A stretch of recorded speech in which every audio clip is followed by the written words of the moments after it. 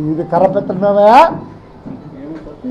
నా కొడుక కర్రపెత్తలు బట్టి అర్థం చేయలేదు. నా కొడుకు కూడా పట్టండి కర్రపెత్త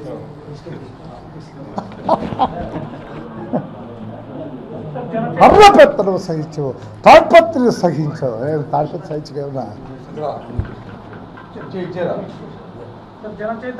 దేశమంతా ముఖ్యమంత్రి, పోయిన ముఖ్యమంత్రి, ఈ ముఖ్యమంత్రి కూడా పోయి తాడిపత్రి పోయి చూసి రాకపోవడానికి వాళ్ళకి అందరూ చెప్తాడు తాడిపత్రి సహించను. ఇక్కడ సహించక ఏం పిక్తావు నువ్వు? మీ నాయన సొమ్మ అనంతపురం, మీ నాయన సొమ్మ 199 మంది బయట నుంచి వచ్చి ఈడు ఉన్నోలే. నేను అంతే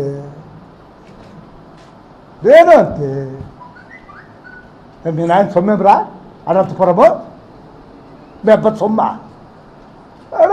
పాలు అమ్ముకొని బతికే దానికోసం నువ్వు వచ్చినావు. నేను నా బస్సు పెట్టుకొని హారం కొట్టుకుంటా బుర్రు బుర్రు బుర్రు పెట్టుకుంటా నేను ఇంటికి వచ్చినా. ఒకడు సాకుల పని తీసుకోవడానికి వచ్చి ఇది బతుకుంటాడు. మంగళాన్ని ఇంకోటి, ఇంకొక ఆయన బాపనాయ వారు ఇంకోటి, వయసులు ఇంకోటి. వీడు రాజస్థాన్ నుంచి అటు వచ్చినాడు. ఇక మీ నాయన సొమ్మ.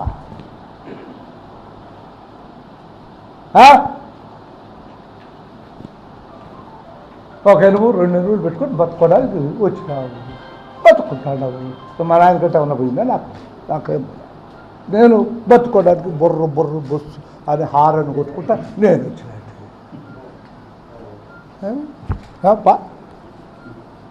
నేను అందరికంటే ముందు 62లోనే మేము ఉన్నాం.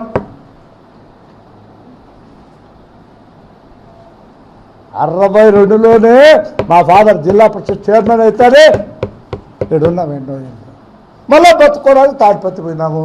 మళ్ళీ అనంతపురంలో కూడా హార్న్ కొడితే ఏదో బస్సు పెడితే బాగుంటుంది ఇంటికి వచ్చినాము.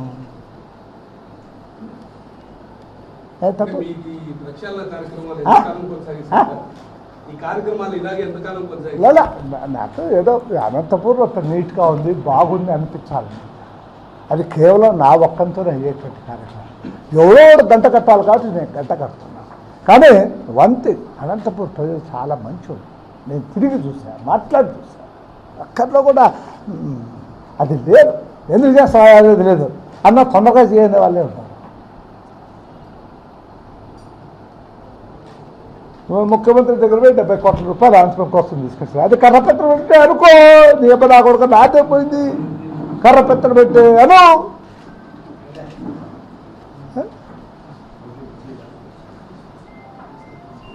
రేపు తిలకముడు అవి ఇవి ఇవాళ అయితే రేపు కాకపోతే మర్నాడు జరుగుతుంది, వాడేనింగ్ జరుగుతుంది. అదే కర్రపెత్తలు అంటే కానీ మరి నీ చేతులు చెయ్యి. నువ్వు ఇంకా దడ్డు కర్ర పెట్టుకోరబ్బా నాయన మోసే అంటది.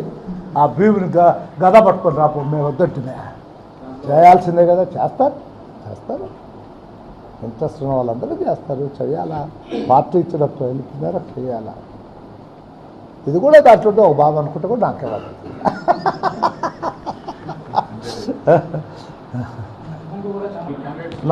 నా పాత్ర ఏమీ లేదు. మా పార్టీ వాళ్ళు ఏదైనా చెబితే నాకు ఎడన్నా నా మాట ఎవడన్నా ఓటు వేసామంటే ఓడో ఇద్దరు వస్తే